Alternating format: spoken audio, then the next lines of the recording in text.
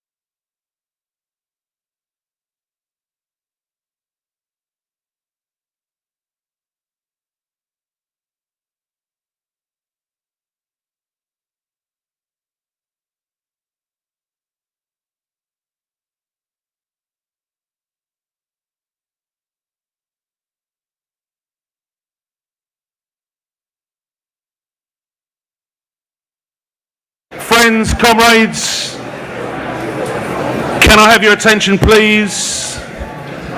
Thanks very much for everyone crowding in here tonight to this extraordinary rally to save London's transport. The first thing I'm going to do is just welcome everyone. My name's Alex Gordon, I'm the RMT President, and I have the privilege of chairing this evening's event.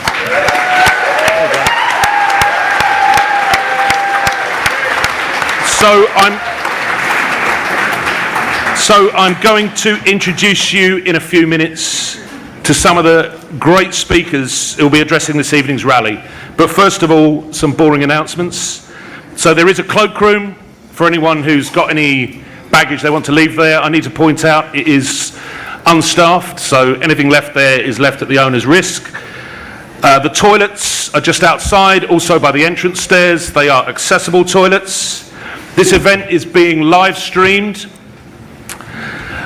both on RMT's Facebook and YouTube channels and via our Twitter account, which if you haven't followed it already, you certainly should do. Anyone wishing to turn on subtitles for the meeting, therefore, can go to the Facebook page or to the YouTube channel and you'll be able to turn on subtitles. There is going to be BSL, British Sign Language interpretation, throughout the rally tonight, over there on the left.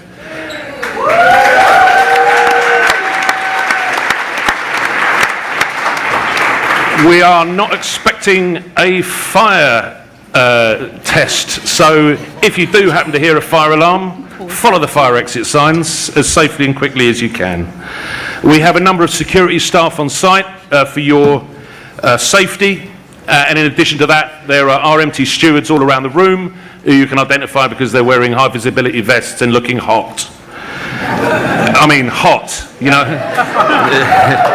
So if you need any assistance, just speak to a steward nearest to you. Okay. So to business. Tonight's rally to save London's transport is taking place at a critical moment. The public transport system of the largest city in Europe, one of the largest cities in the world, is being destroyed through a process that Transport for London bosses themselves have labelled managed decline. London, which saw the first underground railway in the world, from Paddington to Farringdon, open 159 years ago, today faces an existential funding crisis. Transport for London is already consulting on the removal of 22 bus routes across London and reducing the availability of buses on 60 other routes. The latest drastic cuts will also mean tube service reductions by around 10%, severely affecting accessibility to our city. And yesterday, the Mayor of London and the Department for Transport agreed a long-term funding settlement which covers only 19 months until the 31st of March 2024, but which includes a £740 million funding gap, in addition to the £730 million year-on-year recurring cuts programme that TfL has already committed to. A chaotic and irresponsible Tory government is preparing the grounds for a public transport disaster in London. We need Londoners to come together through their community campaigns, their trade unions and their political representatives to fight these cuts to our city. It's not as if we haven't been here before. 20 years ago, we came together to oppose the public-private partnership, the PPP, of London Underground, which meant the privatisation of the tube's infrastructure and engineering functions. And we won that battle. Now we're back to say the public transport system that earns London £36 billion a year must be funded.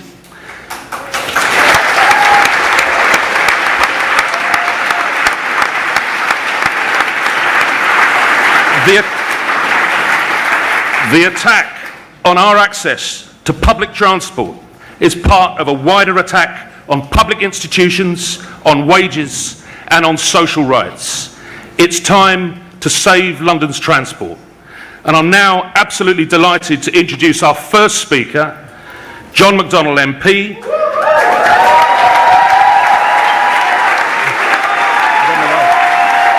And I'm just going to say a couple of words about John, because we have a long history going back with John Mcdonnell and the RMT and other transport unions. John's been the MP for Hayes and Harlington since 1997. He's the former Shadow Chancellor of the Exchequer, and previously he was chair of RMT's parliamentary group in Westminster. He's a long-standing supporter of RMT and other trade unions, and his support tonight is most welcome. He's going to kick off tonight's rally by setting the scene as to where he thinks we're going with the attacks on the London Transport Network. John, thank you for being here. Over to you. Alex, thanks. Let me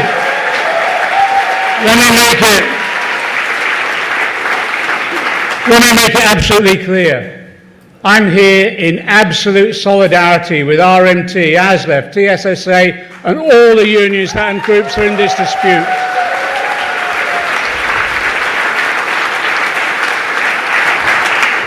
And let me make it absolutely clear as well, maybe to some of my higher echelon colleagues, when workers go into struggle, there can be no doubt the role of a Labour MP, front bench or back bench, is on that picket line.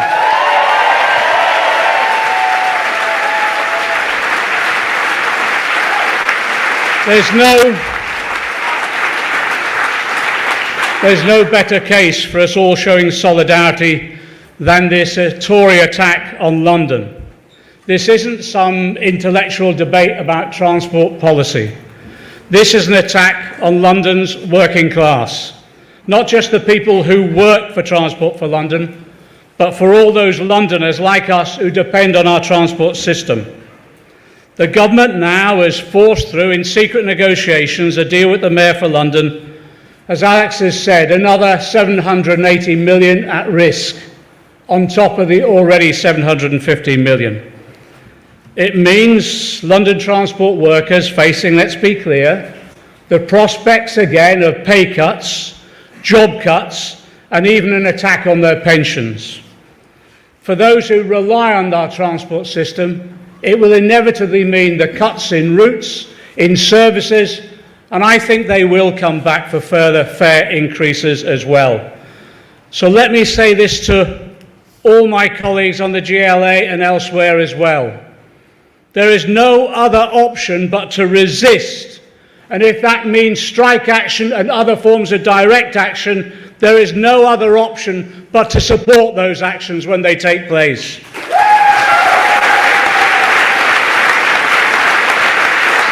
So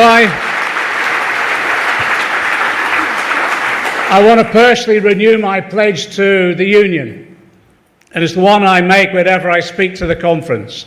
My pledge is this: whether in Parliament or on the picket line, I will be with you. I will be with you in this struggle. I just want to put this in the wider context as well. We've experienced what Mick, I think, was first to use the expression, a summer of solidarity, with union after union securing massive majorities in strike ballots and taking action. We're now in the autumn of action, because more unions are joining RMT, ASLEF, TSSA, CW and Unite in this struggle. Today, the NUJ took strike action against the Reach company. UCU are balloting their lecturers.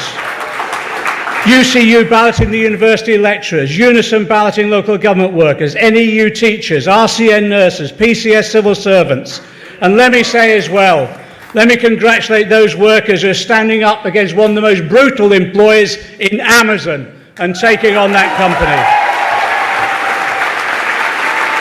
It's important we call this what it is. This is class struggle. Nye Bevan once said the Tories don't talk about class struggle because they're too busy waging it. Well, it's time we do speak about class struggle. Working class people are faced with the economic crisis not of their making. And just as in the banking crash, a Tory government is demanding it's the working class that pays for this crisis. We're told that wages have to be cut to prevent a wage inflation spiral. This is an economics that's solely aimed at protecting the existing distribution of wealth and power. The Governor of the Bank of England has admitted that 80% of the inflationary pressures come from external factors: COVID, breakdown in supply chains, the Ukraine war. And for the rest, we're experiencing not a wage inflation spiral, but a profit and profiteering inflation spiral by those who are making billions out of this crisis.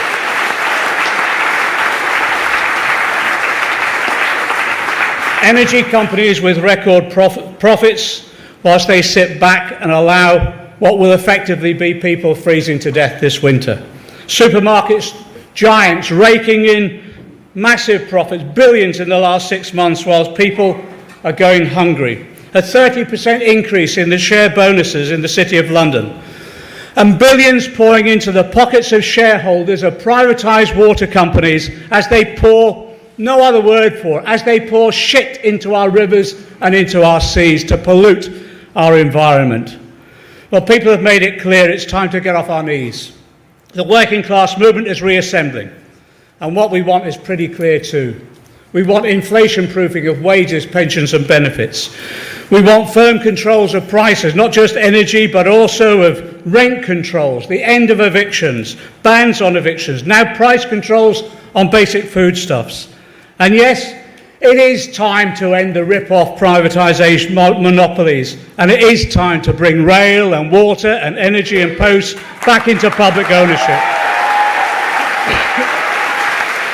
We need now to pay for this, of course. We need to go beyond individual windfall taxes, introduce an excess profits tax across all those profiteering in all economic sectors in this country. But also I want to see a control of excess wages with pay ratios linking the chief execs to those of the lowest paid, a pay ratio no greater than 20. And finally, let me just say this, we need to recognise, as the unions have, the next crisis is already upon us. And we need to introduce that Green New Deal to tackle the climate emergency we now face. Finally, let me just say this, we'll have Bernie speaking later, but we need to recognise that people are rising up, not just in this country, but in country after country across the globe. The trade union movement that we represent has always been an internationalist movement of solidarity. So this is the time for maximum solidarity, not just with those taking action in this country, but those wherever they're taking action. And through solidarity, as always, we will win. Solidarity. Thank you, John. Thank you. Thank you, John McDonnell. And it gives me great pleasure to welcome Ellie Baker, who is a serving member of the Greater London Assembly. Ellie is Labour's transport spokesperson on the GLA.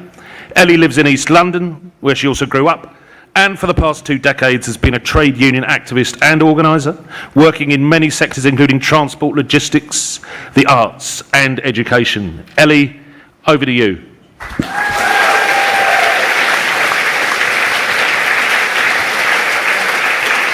Thank you, Chair. It looks like somebody Googled me, but well, we're going to check. Thanks. Yeah, my name's Ellie Baker. I'm a member of the London Assembly, and the London Assembly's role is to hold the mayor to account and be the voice of Londoners. And since I was elected last May 2021, I have spent the majority of my time as transport spokesperson talking and working on attacks on London's public transport system. And we know where these attacks stem from. We know these funding problems arise from the twin tragedies of Boris Johnson and COVID. Johnson giving away the operational support for Transport for London, and us being the only major comparable city that now is funded by predominantly fares income, and COVID for taking away that fares income when Londoners did what they were asked and stayed at home as much as they could through the pandemic. But these tragedies were used as an opportunity by the Conservative government, an opportunity to attack public transport in London. And now we find, yesterday, London's government has been backed into a corner and essentially been forced to accept a deal that will cause pain and strife as our services are impacted and workers' conditions are put up for grabs. We were looking for an end to the funding uncertainty. We're looking for a light at the end of the tunnel, but instead, I'm afraid we see a train hurtling towards us. And these attacks on London transport have been mirrored by an attack on the railways across the country, masquerading as a government project for fares simplification and increased accessibility for rail services, which all sounds lovely, but strangely, the only things we've actually seen are attacks on safety critical maintenance jobs and cuts to services, particularly cuts to services for commuters coming into London, another attack on Londoners there, and attacks on workers and attacks on passengers, always.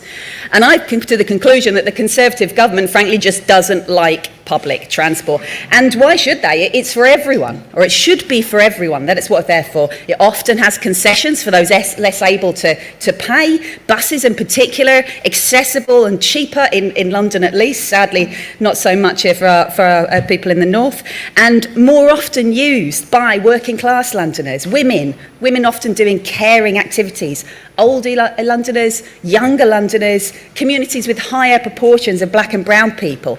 And our transport system doesn't just carry people to work, doesn't just carry people to be economically active. It's the lifeblood of our city. It supports our social, our family, our caring lives. That's how important it is to London. And these are all under attack. You know, literally our way of life in London is under attack if our transport system is under attack. And for me, the Labour Party must be the party of public transport and loudly defend our publicly owned transport in London. So we're seeing Londoners push back to protect their bus routes. Labour councillors and community groups all over London working together alongside the workers, the transport workers, pushing back to defend their terms and conditions. And these are two sides of the same coin, the same struggle to protect decent jobs and to protect our vital services. And I think people know now. I'm seeing a shift. As I said, I was a union organiser for a long time, and something has changed, something has shifted. Over my 2 decades before I was elected, all of the same things happened to the same jobs, the same trends. People were atomised, they were dehumanised, devalued, no matter what role you were in, and treated like cogs in a machine rather than human beings with desire to be fulfilled at work and with needs and responsibilities. So no matter what your job, I really believe that increasingly people, they're looking at rail workers, they're looking at bus workers and postal workers, and many more fighting for those decent jobs and feeling that's my fight too. And as the cost of living increases bite and bite, more and more people are going to reach the point where they feel we can't take any more. And that's why I will certainly be standing on picket lines, and I'll be joining communities protesting in the long, hard winter that's to come. And we will need solidarity more than anything else over the months to come. We'll need to stick together. So solidarity you all, solidarity to the union members here, the union, people being on strike, people who will be on strike in the future, solidarity to everyone else struggling with the cost of living, whatever your struggles are. Thank you, Ellie. Thank you very much. I'm now really pleased to introduce the General Secretary of ASLEF, Mick Whelan. And Mick's been General Secretary of his union since 2011. He joined British Rail as a trainee in 1984. And he's been a lifelong railwayman and trade unionist, as well as being full-time district secretary for ASLEF's London and Midlands district. He's now the General Secretary of the union. Mick, you're welcome, and we're really pleased you're here.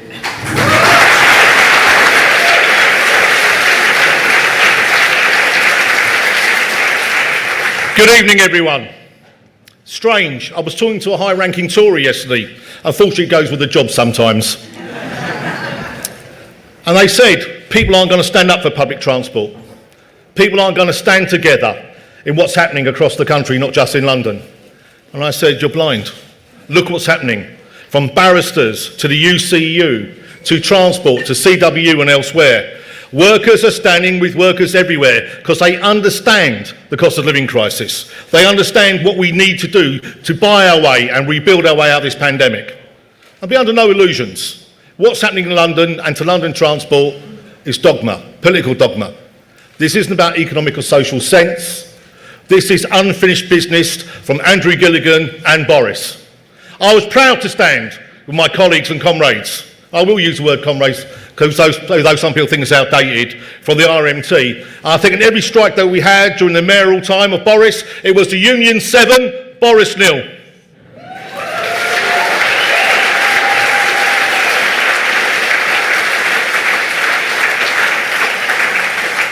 So he appointed these transport czar, and ever since we've had him, he's wanted to break the backs of the trade unions. He's wanted to break the backs of the workers in London. But more importantly, this was the mayor who used to receive a stipend from central government to fund transport in London.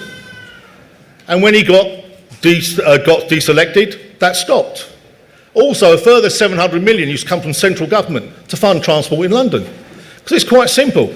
For every pound you put into transport, you get pounds and pounds back for the economy. It grows the local GDP. It grows the national GDP. It creates work. It creates a future. It builds jobs. It builds tourism. It builds the economy in one of the most vibrant cities in the world.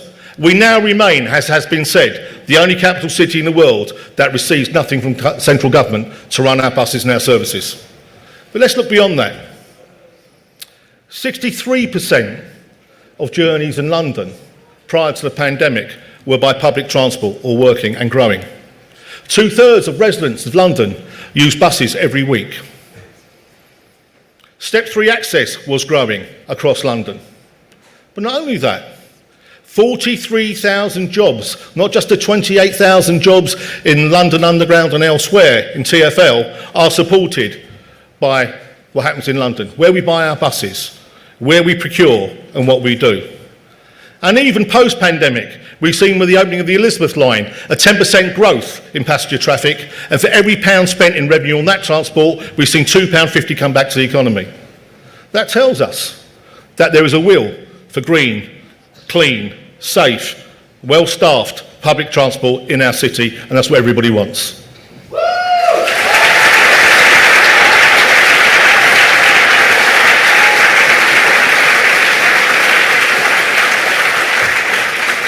And when Boris left, he didn't just leave us with poor industrial relations.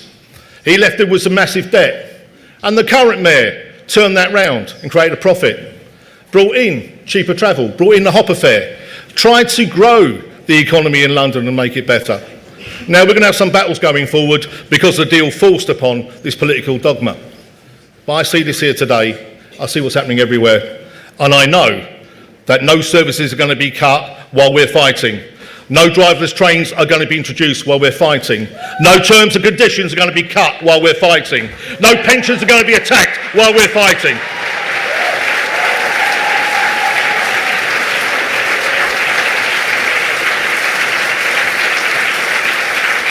So it's my privilege to stand here with my fellow transport workers fighting for a better future and to fight with all of you in your battles going forward. Look after each other.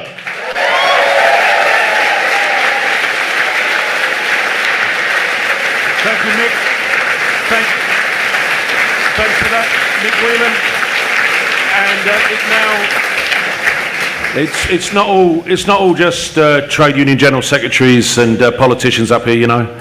We've also got economists. So I'm going to just welcome Mayata Fanbula, who is the CEO, Chief Executive of the New Economics Foundation. She has a wealth of experience developing and delivering policy.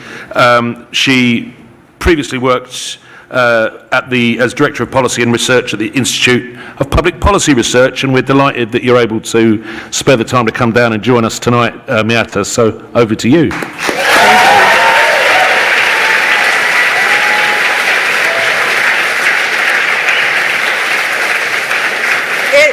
An absolute pleasure being here with all of you tonight. Look, I'm an economist, and for me, cuts to public transport made no sense at any point. But at this point, the sheer folly of it, I think, is being brought into sharp focus with the cost of living crisis that is weighing on us. We are facing the biggest squeeze in living standards for probably a century. People are being hammered, and from the poorest in our society to those in the middle, millions of people are facing a hammer blow at the end of a painful decade in which living standards have not budged, in which wages have been stagnant, in which more and more people have been pushed into precarious living. We already had a situation where 23.4 million people, let me say that again, 23.4 million people, 1 in 3 people, were struggling to stay afloat, struggling to afford the basics for a decent quality of life, having to make day-to-day sacrifices just to get by. And for me, what is so egregious is that something as essential as public transport, where you don't have a choice about whether you get from A to B, whether you go from your home to work, whether you go to school, to your family, your friends, to your local shops, this vital public service could have been invested in. It could have been expanded to take the pressure off people, to reduce their costs, but instead it has been cut. In London, we've already seen reductions in government grants and increasing reliance on fares of the last 10 years, which in turn has put London's transport system under pressure and reduced investment at the very time that we needed it. But despite this underinvestment for the last decade, we're seeing a further 10% of cuts to public transport. Cuts across the country, cuts in London. And for me, this stands in sharp contrast to what we're seeing in other capitals. From New York to Paris to Singapore, their public transport systems are hugely subsidized because it is recognized that they provide a vital collective service. Yet here, we now have the situation where TfL has been forced to accept a deal which will result to cuts to our bus services, potential fare rises next year, further squeeze in pay and job losses, in the middle of a cost of living crisis, in the middle of a projected recession. When we know this will disproportionately impact people on low incomes, we know it will disproportionately impact older people, disabled people who are already at the sharp end of this crisis.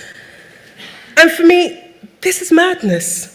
It is madness. You know, I try to always see rationality in what decision makers do, but I can see no rationality in this. And you only need to look at what other countries are doing to see this and for it to hit home. So, in Germany, in response to the cost of living crisis and spiralling petrol costs, the government has massively increased its subsidy for public transport so that everyone living in Germany, everyone travelling, can travel on regional transport for €9 a month. €9 a month. They did this because they could see that this was a way to support people with an everyday essential. But they could also see the opportunity to use this as a transition point, to encourage people out of their cars and onto public transport to reduce emissions. Respite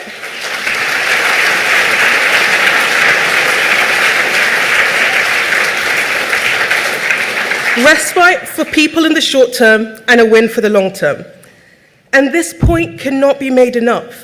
The cost of living crisis is hitting us at the same time as we are grappling with the climate crisis that is having a devastating impact at home and abroad. We're already seeing the effects of extreme weather conditions, soaring temperatures over the summer, droughts in much of the country. We know we need to reduce emissions. We know that public transport is key to this. Why on earth would you be cutting public transport now? Why would you be cutting buses, tubes, trains, when you should be expanding them, when you should be investing them to build places for the future? And so for me, this is the tragedy. We have a government that is demonstrating the complete opposite of foresight when we need that foresight to be grappling with the multiple challenges we face. Which is why, for me, it's really simple. I think we need to stand. Londoners need to stand up. We need to make our voices heard. We need to come out. We need to stand in solidarity, shoulder to shoulder with trade unions to say enough is enough. We deserve better.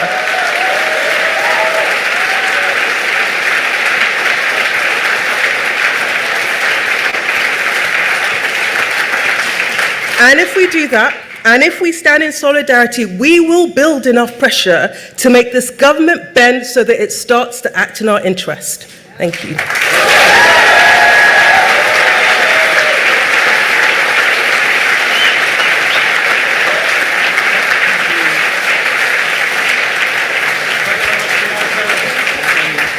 While the actor was speaking, somebody jumped into her seat, but that's what happens in this hall. So it gives me great pleasure now to ask Mel Taylor, who is an organiser for RMT's sister union in the transport industry, the TSSA. She's the lead organiser for Transport for London with the Transport Salaried Staffs Association. Over to you, Mel.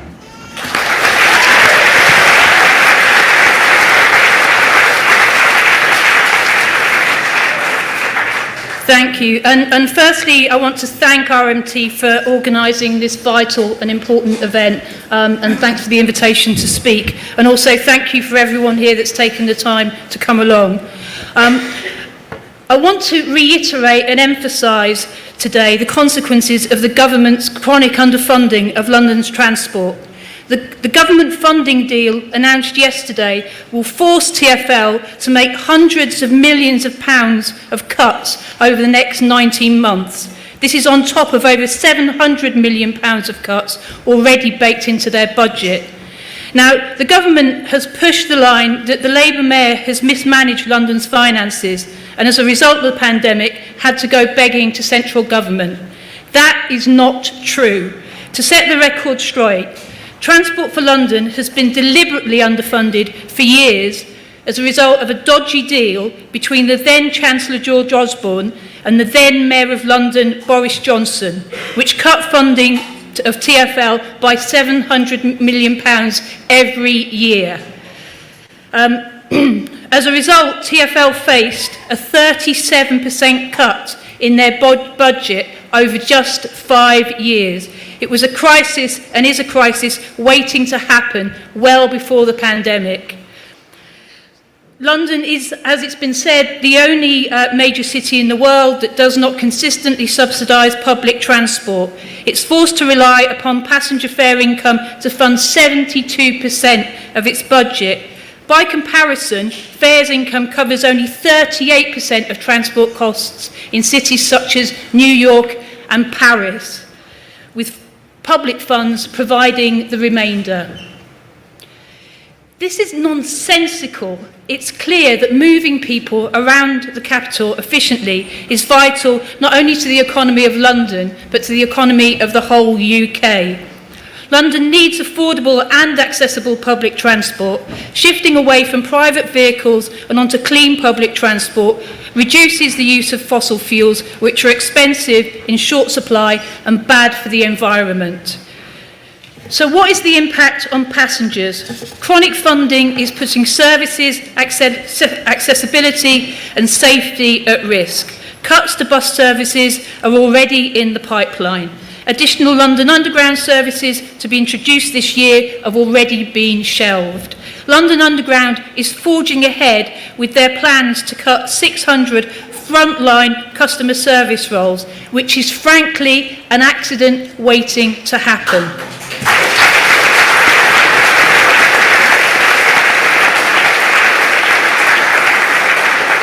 And it's important to point out that already tube stations are regularly left unstaffed and at times closed completely, particularly in outer zones.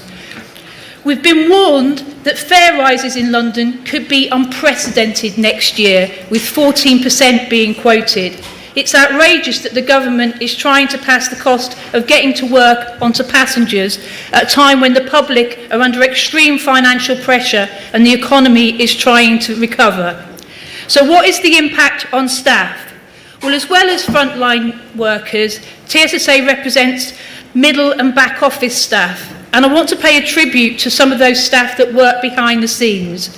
So those are the people that run the control centres that keep road networks running. They deliver transport services for elderly and disabled passengers. They run the lost property service, ensure the safety of TfL staff and passengers, and so much more. These staff have had below inflation increases or even pay freezes since 2015. Salaries have fallen behind by over 20% in the last 7 years, meaning that those staff are effectively working 1 day a week for free.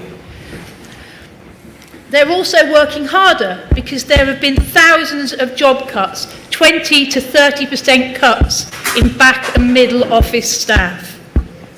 The new funding deal means another 2 years of well below inflation pay rises and includes a major attack on staff pensions, seeking to cut TfL's contributions by over £100 million per year. Meanwhile, pay talks at London Overground have been stalled as a result of direct intervention from central government seeking productivity gains, what we know as job cuts. We are all fighting back. Several of our sister unions have already taken action across London Transport. I've come here today to say that TSSA is now working alongside and with other trade unions preparing to ballot across TfL services.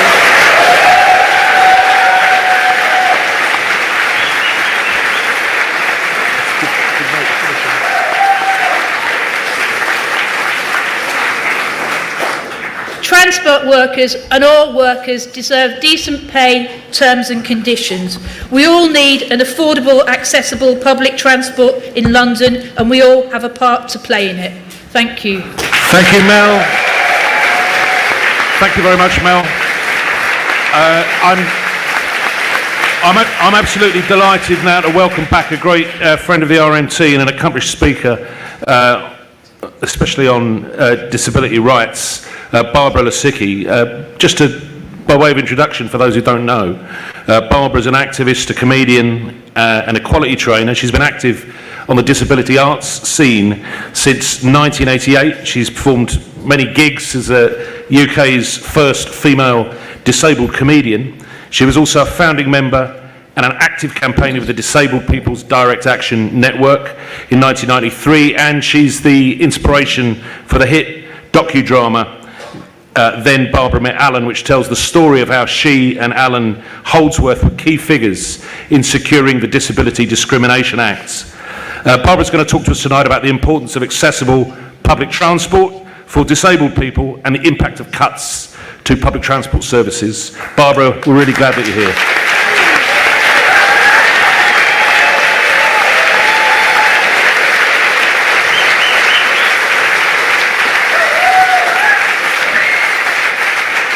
Well, that's 30 seconds of me 5 minutes gone. Good. So, don't expect me to be funny because I ain't written that down. Anyway, we'll see what happens. So I'm Barbara and all those things that Alex said. And I've also got a current obsession that I think I'll share with most people in this room, or probably everybody in this room. I want to get the fucking Tories out.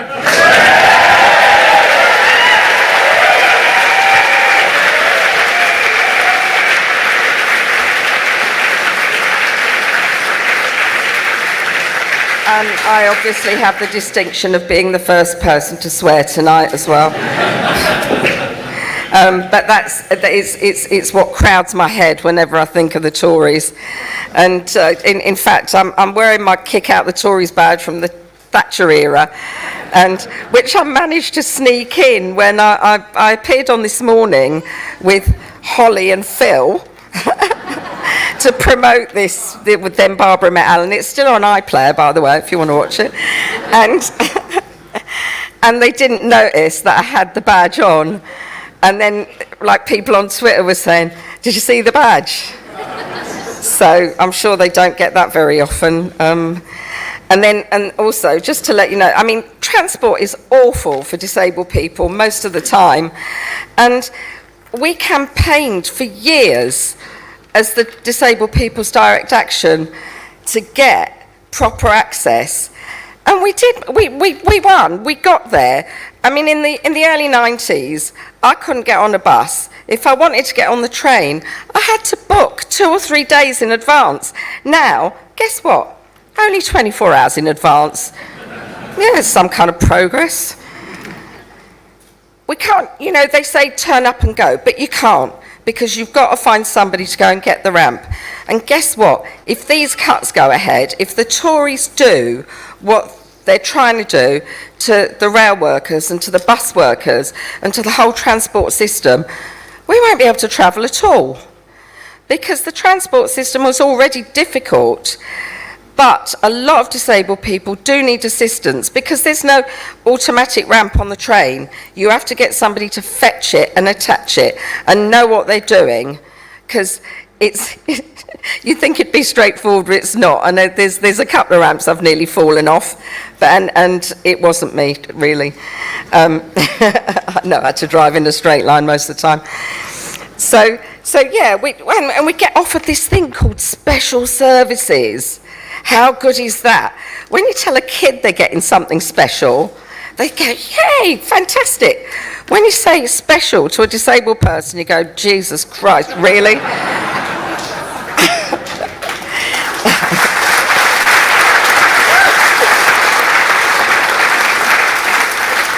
There is nothing special about the services we get.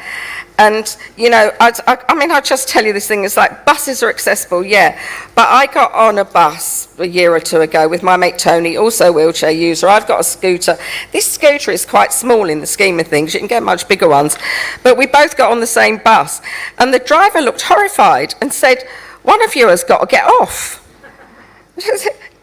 We're going, don't be silly. We're travelling together. And he said, yeah, but we're only allowed one wheelchair in the space. Like, this is not what I campaigned for. When I campaigned, it's so people can travel in ones and twos and threes and however many people need to travel. The same on the train. Each train only has one reserved space for people who use wheelchairs. It's not acceptable, and it's been that way for years and years on the transport system. So I support the workers, because the fewer workers there are, the less support there will be, the less assistance there'll be, but also the already rubbish experience that we often get. And I've got to say, this is not down to staff. I really need you to know that. This is down to a bad system. You know, trying to book assistance is an art or a science, or it's something that I can't quite describe, but it's really hard to do. I mean, I live in Turnpike Lane. I actually drove down to King's Cross to walk in and actually go to the ticket office and say, book me assistance on a train journey I was making, because I couldn't do it online. And yet we're being told, do everything online. A lot of people don't have access to online services. People are living in increasing poverty. We all know that. And that poverty is not getting better unless we make it happen. We've got to get this to stop. We've got to get things to improve for disabled people, for everybody. You know, when I campaign, I don't just do it for us. I do it for everybody, because whatever access we get on the buses,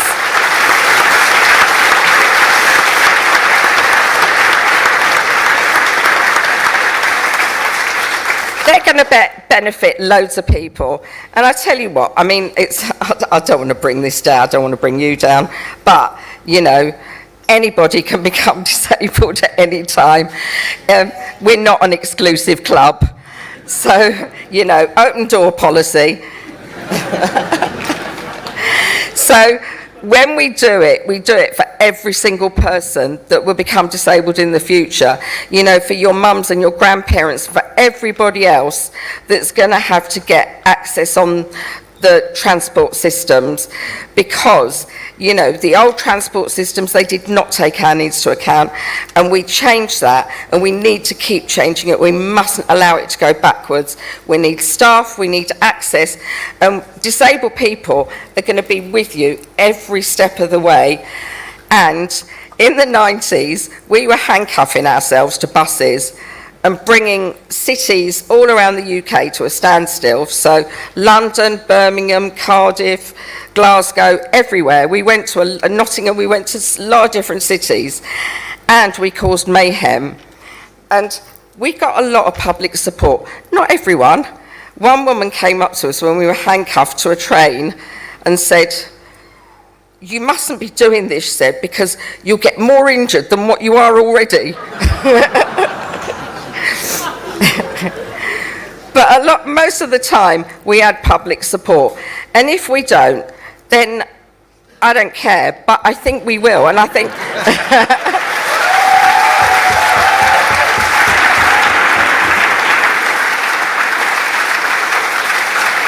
because you've got to do what's right.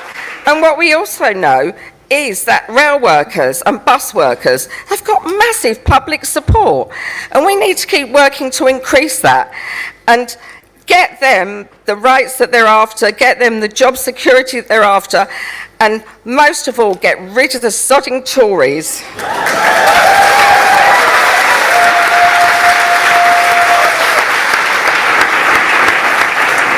And I'm ready. I've already got the handcuffs out and dusted them down. Gets the shout. Thank you, Barbara. Barbara Lisicki. And I don't know how to follow that, but I'm going to ask, our next speaker is Onay Kassab. So Onay is the National Bus Lead Officer for Unite the Union. Unite is the union that organises all bus workers within TfL and which has currently been leading strike action by bus drivers at London United. Onay is going to talk to us tonight about the impact of cuts on London's Lifeline bus network. Onay, over to you. Thank you, Chair. Thank you.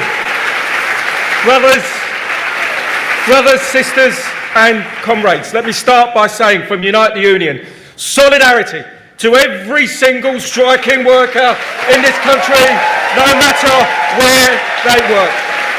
Solidarity from our General Secretary, Sharon Graham, who unfortunately can't be here tonight because she is working on just a few of the hundreds of disputes that we are currently involved in. Solidarity, yes, but also hope and optimism. Because, brothers, sisters, comrades, I want to talk about the solutions. Because actually, workers, all of our members have the answer. The answers are provided by strikers like Unite London bus workers at Abellio, who are about to start a ballot, not just on pay, not just on scheduling, but against cuts to bus routes as well. Strike action against bus route cuts. Workers at RATP who have been taking strike action against a company that has made 174 million in profits in 2021. So let nobody tell us, I don't think we would believe them anyway, when they say that there is no money. The problem is, we know where it is. There's lots of money, the wrong people have it, and they've got too much of it. In London alone, we are now preparing. In London alone, our members in London North at Arriva are about to finish a ballot. Our members at Metroline, Stagecoach and Go Ahead are about to start industrial action ballots. Wouldn't it be wonderful to see all those campaigns, all those strikes coordinated right across London? The answer, brothers, sisters and comrades, was provided by people at Unite Policy Conference, who agreed to call on local authorities to agree balanced, needs-based, no-cuts budgets. If it's appropriate for local authorities, then it's appropriate for the GLA and it's appropriate for TfL as well. No-cuts budgets plug immediate gaps with borrowing, while the Labour-led GLA joins with the trade unions and the communities to fight for the necessary funding. It's not rocket science. The answers, the solutions are there. No secret negotiations to return a cuts agenda. Get the government to fill the funding gap. Our policy is to fight. Don't lobby the government. Don't lobby the Tories. Do what trade unionists are doing and fight back against the bastards. The answer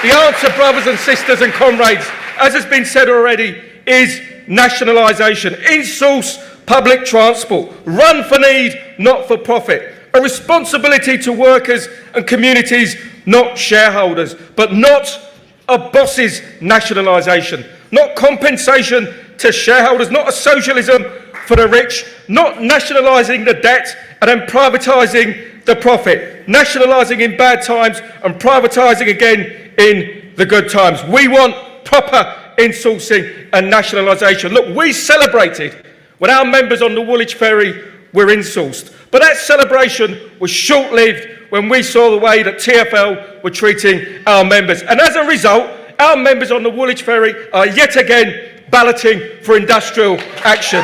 Here's brothers, sisters and comrades, here's a radical thought. Yes to nationalisation, but how about insourcing the public transport system and giving trade unions, workers, communities democratic control over how it's run.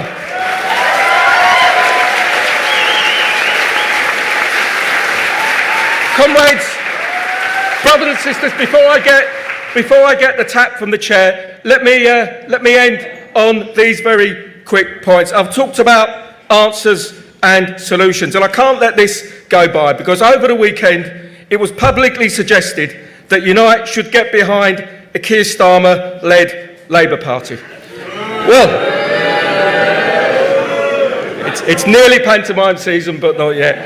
Here's the answer again, brothers and sisters. Here's the answer in the most comradely way possible. It is not for militant unions and striking workers to get behind Starmer and the Labour Party. The answer is the other way round. It's Starmer and the Labour Party who must get behind militant unions and striking workers. Brothers, sisters, comrades, it's ironic. It's ironic, isn't it? It's ironic, isn't it, that if he actually stood behind the unions, he would be taking a step forward. We will not be stepping back. We will be striding forward to build power in our workplaces and organise in our communities. Comrades, brothers and sisters, I'm full of hope and optimism because we're seeing victory after victory in workplace after workplace. Not glorious defeats, but real victories. Over 100 million in extra earnings won by Unite members over the last 12 months. The message is clear. Strike action works, brothers and sisters. Solidarity works. Solidarity to every striking worker. Forward, brothers and sisters, to many more victories to come, and forward to a better, brighter future. Thank you, comrades. Thank you very much, Honey.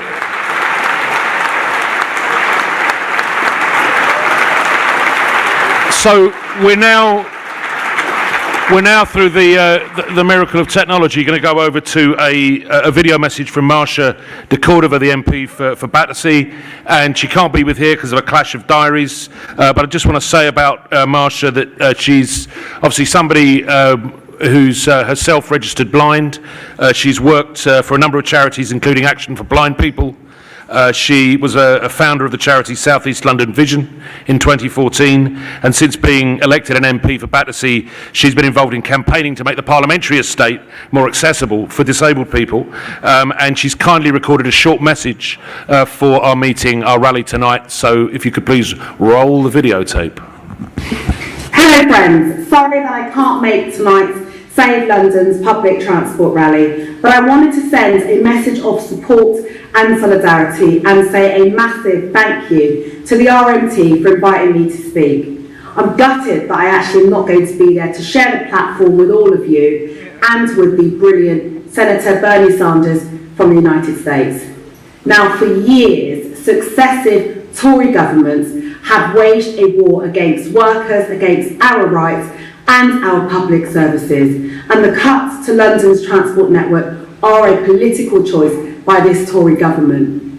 Now, we have seen over 2 billion cut over the last 4 years by this government, and that's why in Parliament I continue to call out this government for their attacks on our great capital city, a city that we are also proud of. And they criticise London at any opportunity, but what this government fails to realise is that when London does well, the whole country does well. London buses, London Underground and the rail network desperately need a proper funding settlement from this government. Unfortunately, and they are failing to do that, but friends, I say today, enough is enough. Public transport workers, they were our heroes. They kept London moving throughout the pandemic. They are the heroes that deserve to be treated with dignity and with respect. And together, we will keep fighting against cuts to jobs, against pensions and our terms and conditions. Older and disabled people rely on the public transport, especially on our buses. And the government are not content with closing ticket offices. They now want to cut our bus routes and jobs, meaning that some older and disabled people won't be able to travel safely and securely, and in some cases, some will not be able to travel at all. Our brilliant buses are the most inclusive, affordable and accessible mode of transport. Now, in this cost of living crisis, people need their buses more now than ever. And bus drivers too. They need support, they need a proper pay rise, and they need secure working conditions. And this is no time to be cutting jobs and scrapping bus routes. Enough is enough. Friends, we will fight against these cuts to our transport network, and we will say no to cuts, no to job losses, and no to bad conditions. Solidarity. Thanks very much. Thanks very much to Marsha and to the technicians. But I'm now going to move swiftly on to our next speaker. And I'm really proud to say that we've got Hannah Carroll with us. Hannah is a member of the CWU, East London Postal and Branch, and she's been on the picket line all day at Whitechapel.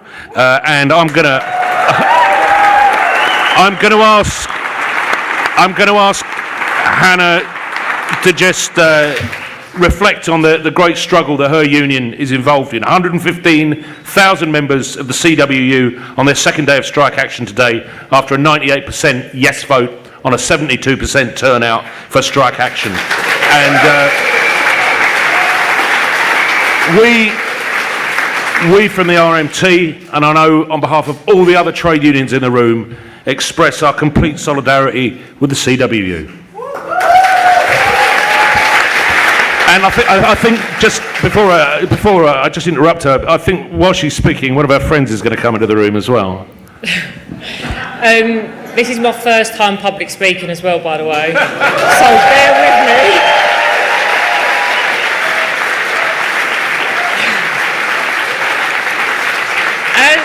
As I am a little bit nervous, I've invited a friend to come down, if you don't mind, Postman Pat.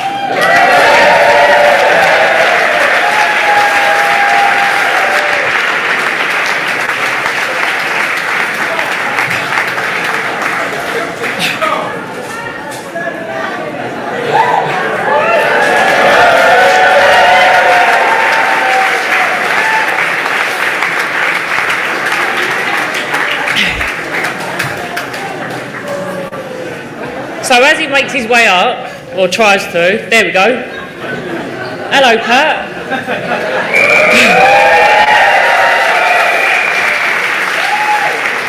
Right. So today we've obviously been out on strike. This is our second day of action in regards to a dispute in pay. I'm pleased to obviously speak with you guys tonight to speak on the corporate greed that is going across, especially within all our sectors. Royal Mail have currently imposed a 2% pay rise to us all, yet the executives have rewarded themselves with big fat bonuses and gold-plated salaries. Our two chief executives have had bonuses of £2 million between themselves, with salaries over £500,000 a year. To make matters worse, they have rewarded shareholders over £400 million in dividends, and on top of that, they're about to reward them yet again in September with another £138 million on the back of the £758 million that us, the workers, worked for, got for them, but we're only being imposed a measly 2%. They say that there's no money for the workers, yet they can find money when it suits them. In an attempt to break our strike, they have offered the managers up to £1,500 bonus as a reward if they keep their 100% attendance record up until the end of October, which is disgusting. Our next strike dates will be the 8th and the 9th of September, which is next week. We ask that you support your local postal workers on your local picket lines. If you manage to take pictures, #stand by your post. We need to support each other in this fight. There's more of us working people than there is of them greedy bastards at the top.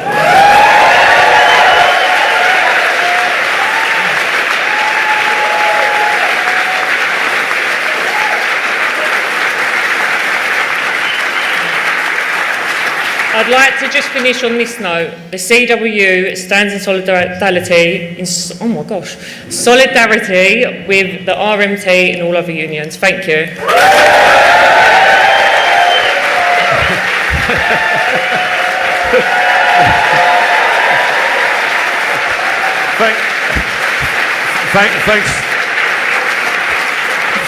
Thanks to Hannah, and particularly, of course, thanks to whoever's wearing that costume, because it is very warm in here.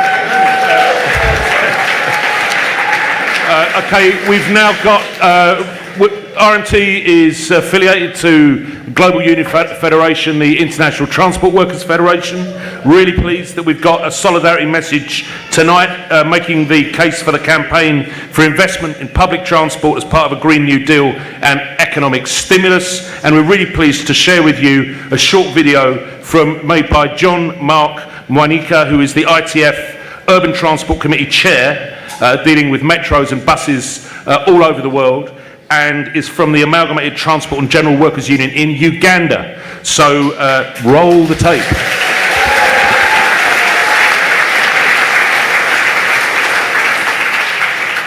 Good evening, comrades, brothers and sisters. I'm John Mark Mwanika from the Amalgamated Transport and General Workers Union in Uganda. I also chair the Urban Transport Steering Committee of the International Transport Workers Federation, a global union representing over 18 million workers. We are here today in solidarity to save Transport for London, a famous brand, famous model around the world, but which for some intent the British government seems so intent on destroying. The current funding crisis in the TfL has not been caused by trade unions, has not been caused by public transport workers, or indeed the passengers. We know that the current funding crisis has been caused by the cut in public spending for public transport by the government. To you, I say this, you are not alone. Public transport workers around the world stand with you in this fight. We are in solidarity with you in this fight. We refuse and we shall refuse to be meek. We refuse to be humble, and we refuse to be poor again. Dear brothers and sisters, an injury to one is an injury to all of us. Remember to be your sisters, your brothers' keepers. The fight is with us, and we are to win. Solidarity.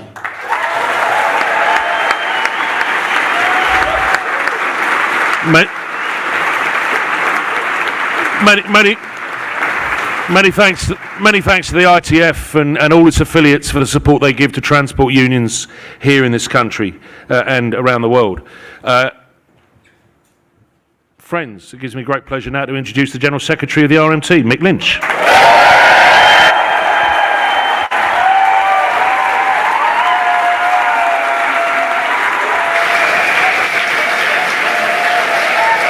Hello. Hello. Thanks for coming out. I thought Bernie was going to be on a bit longer for that, and I thought he was going to say something when he came in, but it was a good disguise. Anyway, he is in the building, I'm told. So, and he will be with us soon, so I'll try not to queer his pitch for you, if I'm allowed to say that anymore, but I'll try not to ruin his speech, because a lot of people have ruined mine already by using all the numbers and the stats that I had stored in my brain. So I'll try and keep to the broader issues tonight. What we've got in front of us here is a defensive dispute that we're running along with the other trade unions. That goes for the National Railway and it goes for London Transport. They've got their tanks on our lawn right now, and they've got the tanks on the lawn of the working class, if you're happy to have, lucky to have one, all over this country. Every single public service that we have built since the Second World War in the settlement that the Attlee government brought to us is now under attack, whether it's the health service, the care service, the education services, the transport services. Every single one of them is under attack, and the unions and the Labour movement have to keep this fight back going and spread it right across the country, starting now.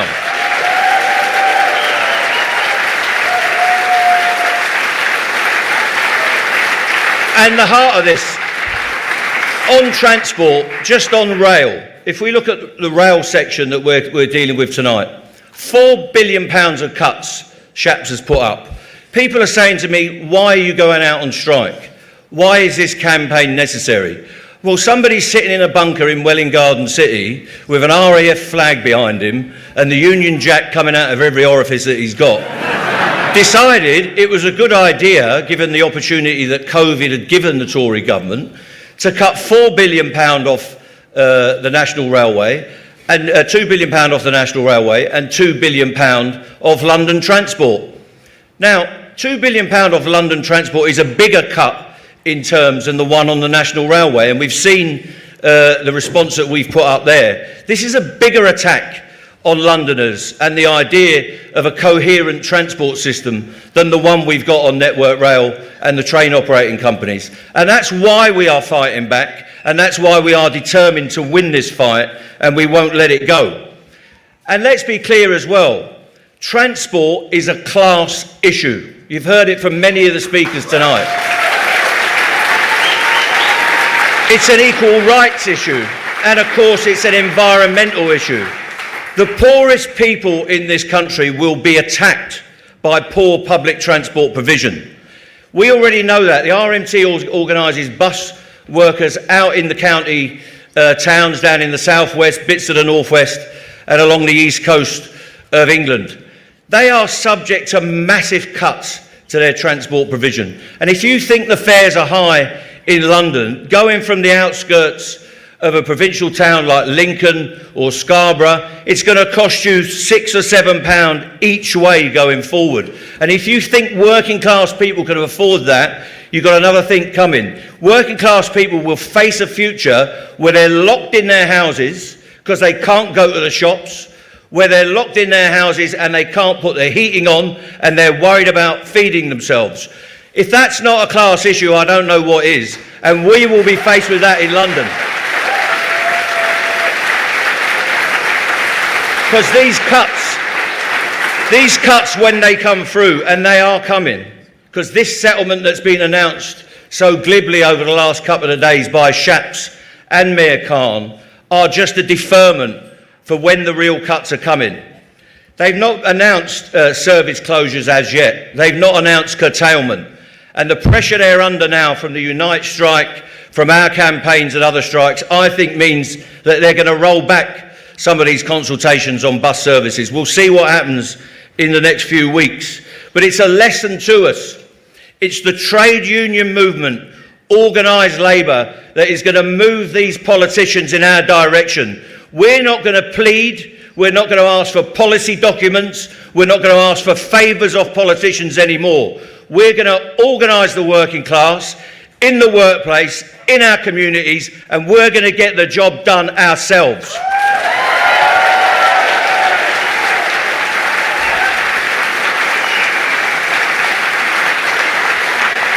Because what's missing in this equation?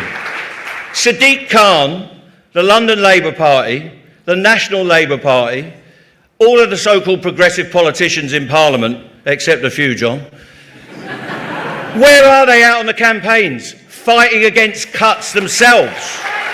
They should be in the vanguard. So we're going to need a political campaign in the Labour Party, outside the Labour Party, in the communities, wherever we can get those campaigns going. As was said from Unite, in tandem with what we're doing in the workplace. And that means fighting against the cuts to the libraries, the nurseries, the elders' provision, disability care, whatever it takes.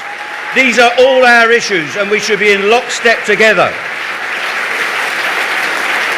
And that's why these meetings are so packed. I don't know about you, but I feel something is changing in this country.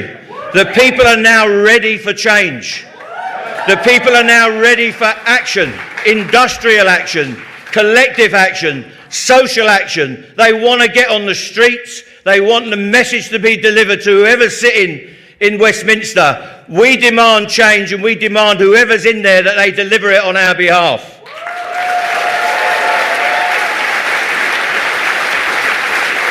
So in terms of what they've given us over the last couple of days, they've put a lot of complicated documents out, but they've said the cuts immediately. A Labour politician has gone in with a Tory politician and cooked up a corrupt deal based on our members' pay, terms and conditions. We're not having it. They want to take £100 million a year out of our members' pension pot. Not 1 year, not a one-off hit. Every single year going forward, that's the saving.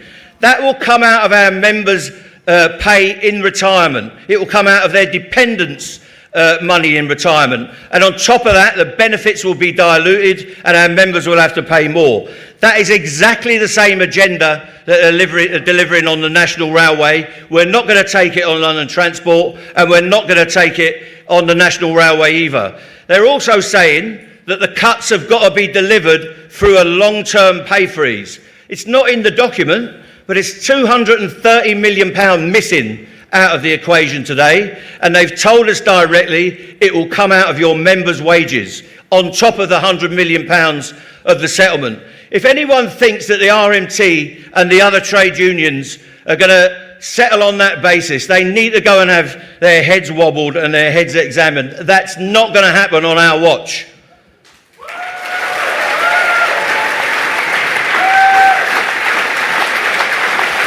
But it's broader than that.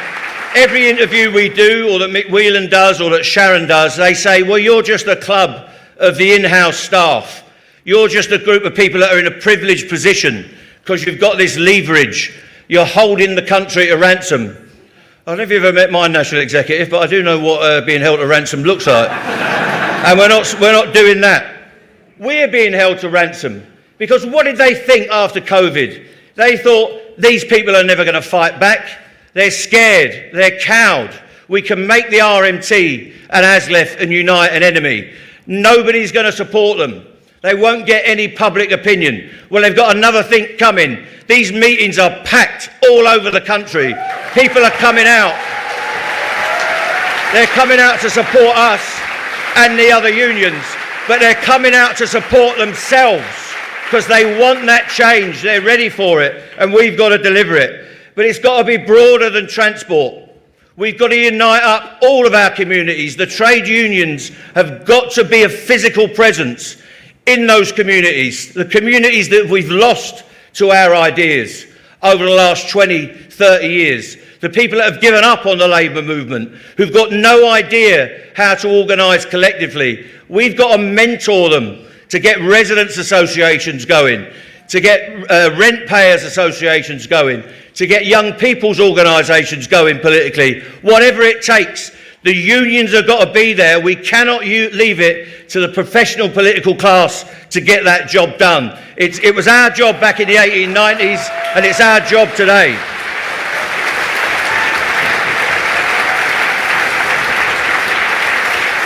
And let's turn to one of the greatest cancers in this economy now: outsourcing, subcontracting, vulnerable work, precarious work. Every single company in this country is going for it. Nobody wants to directly employ anyone anymore. And you can bet your bottom dollar, if it's not happened to you yet, your employer's thinking about it in the near future. The Labour Party, the policy writers, the trade union movement have got to say, we are fundamentally opposed to outsourcing. We are fundamentally opposed to the race to the bottom, and we're going to make it illegal in the next manifesto wherever we can do it. In the meantime, to demonstrate that we're not just about the in-house staff, we are going to run a campaign on London Transport and in all of the train operating companies in the next period to bring our cleaners back in-house, to put Mayor Khan under pressure to pay them well above the minimum wage, well above the living wage, £15 an hour immediately. Full travel facilities on all TfL services now. Full pension rights comparable to the in-house staff. Full sick pay rights. All the benefits that the in-house staff get, they should get as subcontractors. If they don't get it, and you don't have to be a social scientist to reach this conclusion, just look around you when you're in any transport facility. That is structural racism. The people that are suffering in this town and in this region are the black people, the brown people, the new migrants in this country, and we've got to stand up as the in-house staff and say, we're not having that anymore.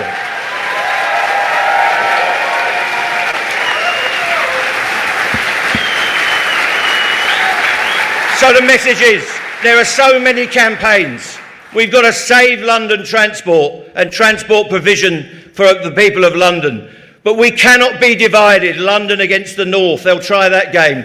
England against Scotland, whatever they want to do. We cannot do that. We've got to go back to our communities. Let it ring out from this meeting. We are the working class.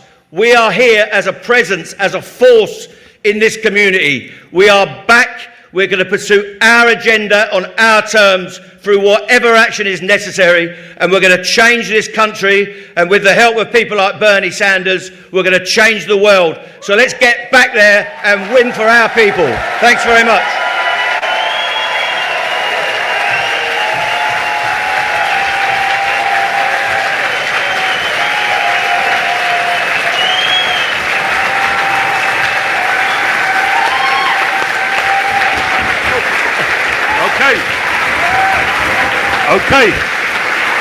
Okay. Now, everyone's getting very excited. I'm told that the US Senator for Vermont is in the building.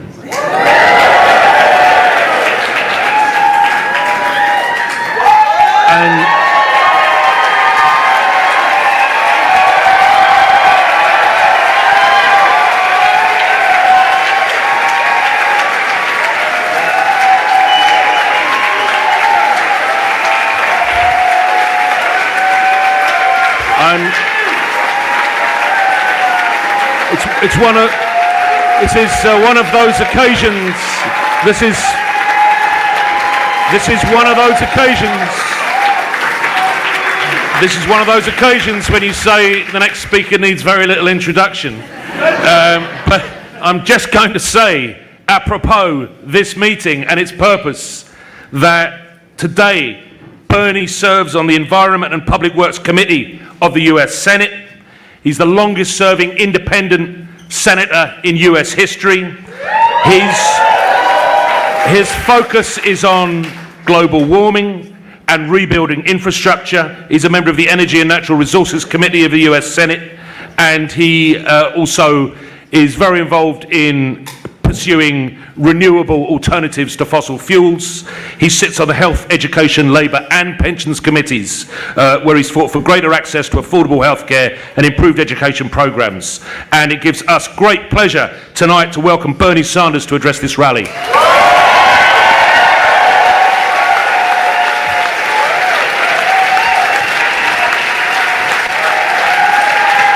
Thank you.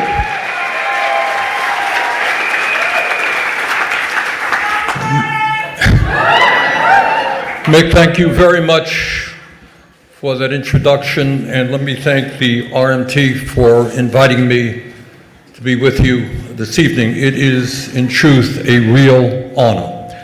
And I want to convey to you my belief that millions of working people throughout this country are proud of what you are doing. They're proud of your fight for justice, and we stand with you. Thank you.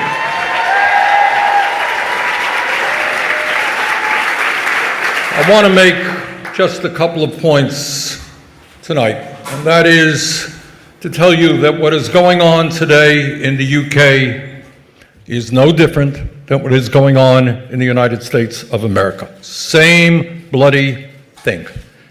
And that is what you are seeing is people on the top people who are phenomenally rich are becoming richer. You're seeing a middle class continue to shrink, and you're seeing millions and millions of people living in abject poverty. In the year 2022, we cannot allow that to happen, whether it's the UK or the United States. Working people all over this globe have got to stand together and tell the oligarchs they cannot have it all.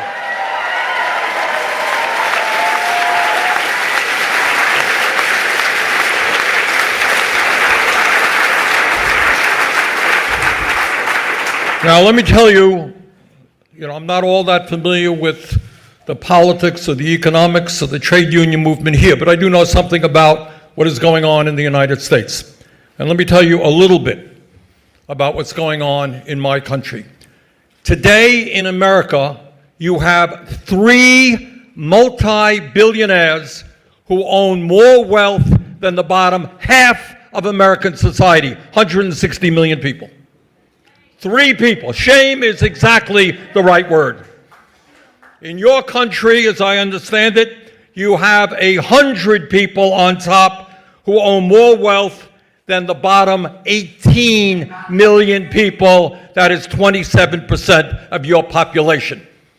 No one can tell me from a moral perspective, or in fact from an economic perspective, that it makes any sense at all that so few have so much and so many have so little.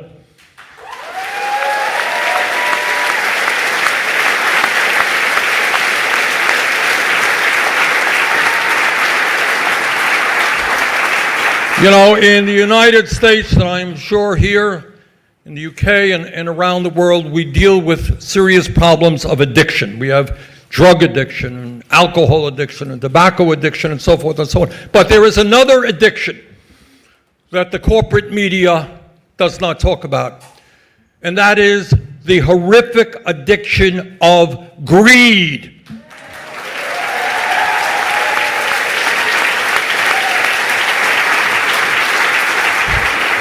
It is beyond my understanding, and I mean this seriously. Everybody, wants to live a good life. Everybody wants to make a good living. Everybody wants a decent home, etc., etc.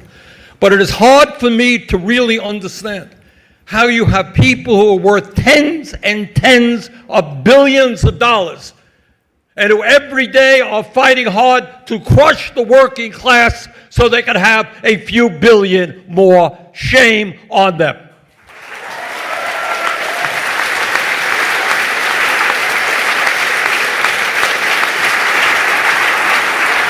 There is no moral justification for a small number of multi-billionaires to have more wealth than they will spend in 1,000 lifetimes while people are going hungry or living out on the street. In the UK and in the United States, we have got to get our priorities right, and that means creating an economy and a government that work for all, not just the few.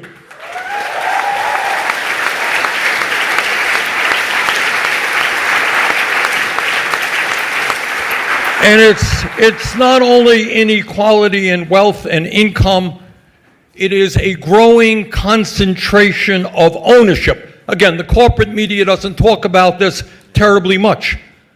But in sector after sector in the United States, and I doubt that it is much different here, you have a handful of large multinational corporations controlling what is produced and how much it costs in one area after the other. And right now, there are 3 firms on Wall Street, BlackRock, State Street, and Vanguard, who have and control assets of $20 trillion. 3 companies, that is the GDP of the United States of America. And these 3 companies are major stockholders in 95% of the Standard & Poor's 500 corporation list. So what you are looking at globally is a small number of billionaires who have enormous power over the economic life of the people and the political life of the people. And our challenge is to bring people together, to stand up to the demagogues who want to divide us up by the color of our skin or where we were born or our sexual orientation or whatever. Bring working people together in the fight for justice and a world that belongs to all of us, not just the people on top.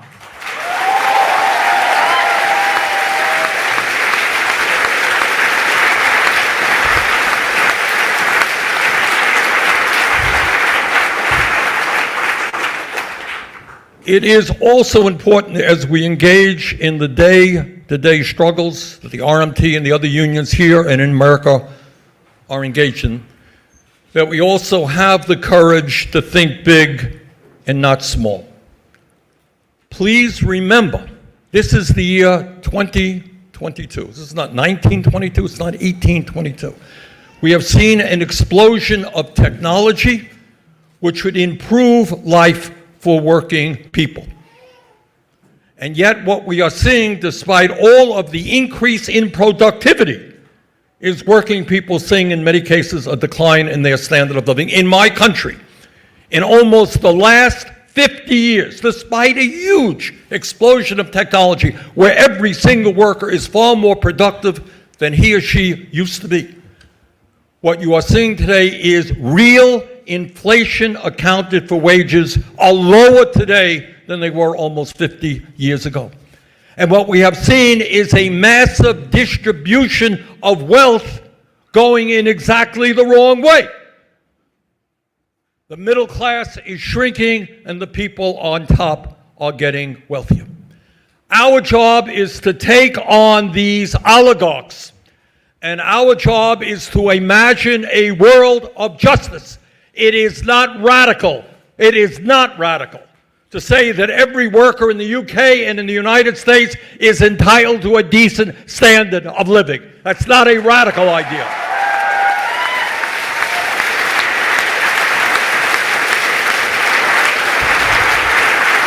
It is not a radical idea. It is not a radical idea to say that not only should children not be going hungry, that we should have the best schools imaginable, that every young person in this country, in my country, who has the desire to get a higher education should be able to do that regardless of the income of his or her family. Not a radical idea.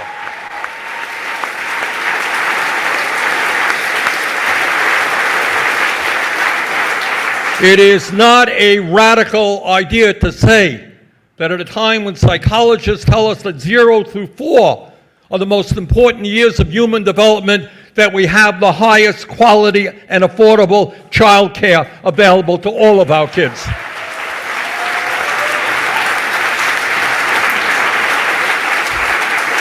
In my country right now, as I speak to you, close to 600,000 people are homeless, sleeping out on the streets of America. 18 million households are spending at least half of their income for housing. It is not a radical idea to say that everybody in this country and in my country is entitled to good, quality, affordable housing.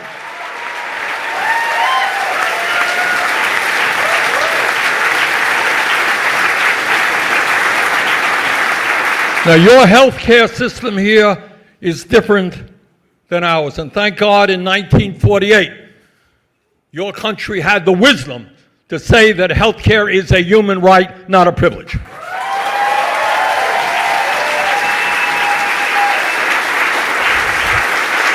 And I understand the pressure and the privatization going on now in the NHS.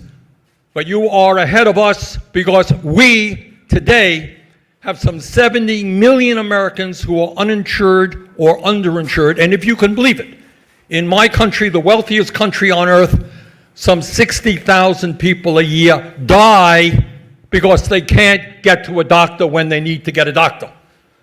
They can't afford the outrageous cost of prescription drugs because we remain the only country on earth that doesn't negotiate prescription drug prices with the incredibly greedy pharmaceutical industry. So that is where we are today. We are living in a time when we are seeing extraordinary wealth being produced, but it is going to a handful of people. We are living at a time when we are seeing increased pain and suffering for working families, and certainly this inflation that you and we are going through is making a bad situation worse. Our job right now, internationally, is to stand together. Our job right now is to bring people all over the world together, to make it clear to the oligarchs that their day and their power is ending.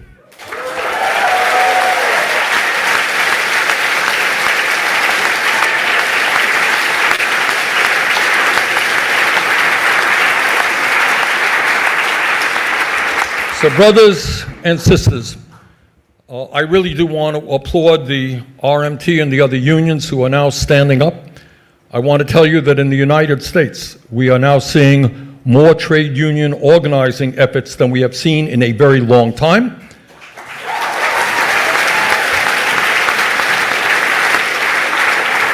And I want to tell you that because of the pressure on the working class in America, unions are now more popular than they have been since the 1960s in the United States.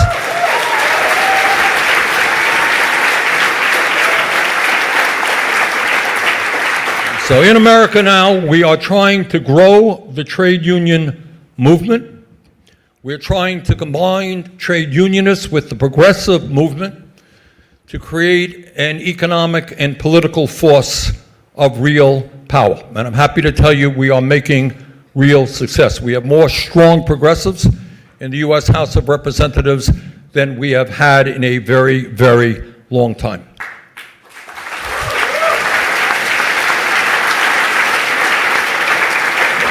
But I also want to tell you what I know all of you know.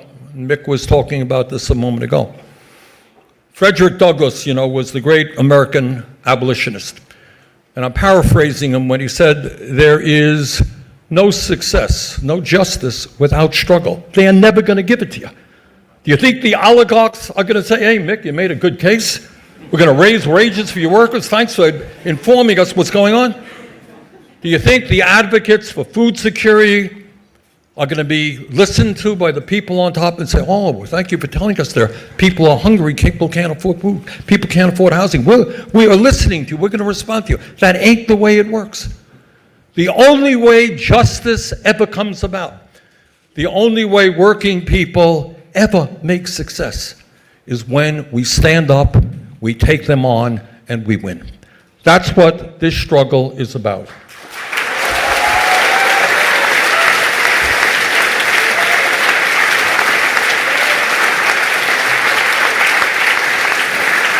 So, once again, Mick and trade unionists and friends, it is an honor. It is a sincere honor for me to be here. My family is here as well, and we so much appreciate what you are doing. Let me tell you something. What you are doing is being noticed in the United States and around the world.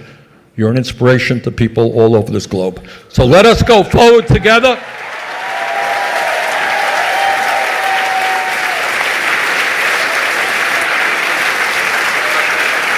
Let us go forward together. Let's keep our eyes on the prize. Let's take on corporate greed. Let's transform the world's economy. Thank you very much.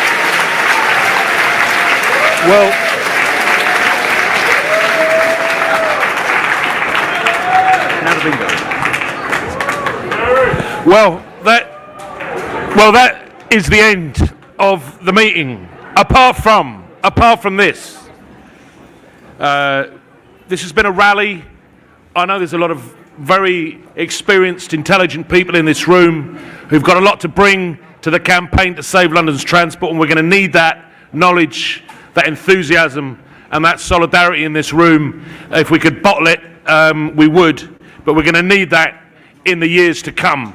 I'm going to ask you, when you leave here, to please make sure you follow the campaign, Save London's Transport.